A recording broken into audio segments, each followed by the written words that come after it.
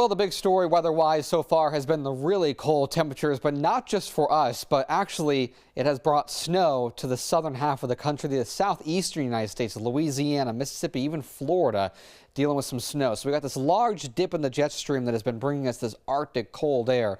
And down along the edge of this jet stream, along a frontal boundary, an area of low pressure had formed yesterday and moved right across the Gulf of Mexico. And of course, the Gulf moisture with the warmer waters enhances that system. And it brought a swath of snow from Houston to New Orleans into portions of Alabama, Mississippi, and even into the panhandle of Florida. And in terms of the snowfall totals, they were incredibly impressive and historic. Lafayette, Louisiana, 10.5 inches. New Orleans got 9.5 inches. That breaks their daily snowfall record that was set back in 1895.